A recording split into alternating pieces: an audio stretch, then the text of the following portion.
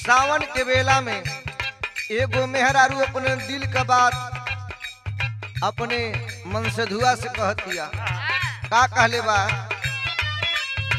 घरे आ जा सैया जी अब की रो पानिया में, अब की रो पानिया में गई बा काजरिया सैया साथे शिवानिया में।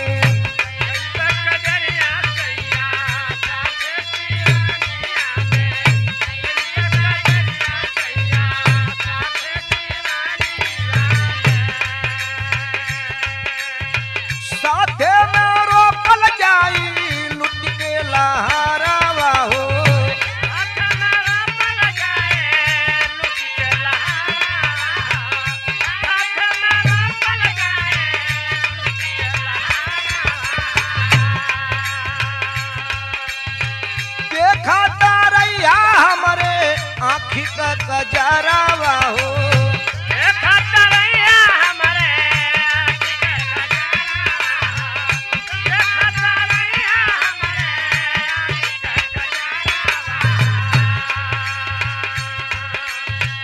धनवा का कीमत कुलला गैया का राधानिया ला, गैया का राधानिया में गई बा काजरिया सैया साथे शिवानिया में।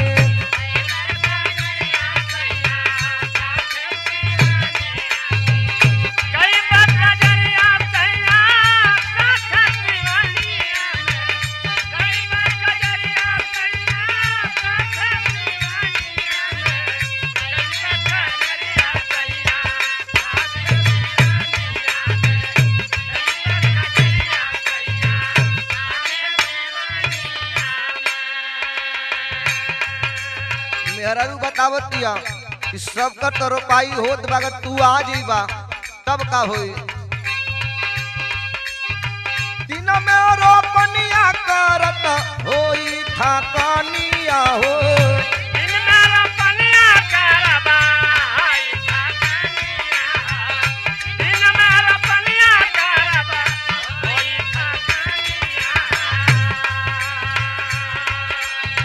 करिया था रात के दलानिया हो, करिया थकान दूरा रात के दलानिया, करिया थकान दूरा रात के दलानिया।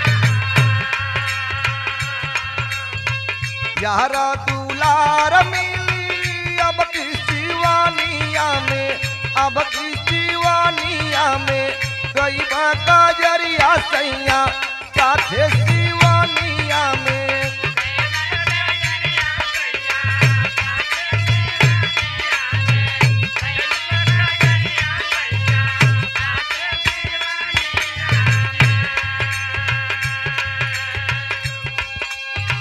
बलिराम वीरंदर कहाँ धीर धारा धानिया हो, बलिराम वीरंदर कहाँ धीर धारा धानिया, बलिराम वीरंदर कहाँ धीर धारा धानिया।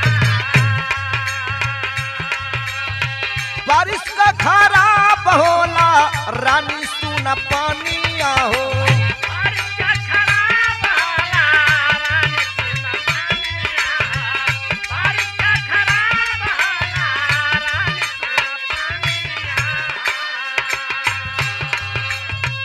धीर धारा धानी अब की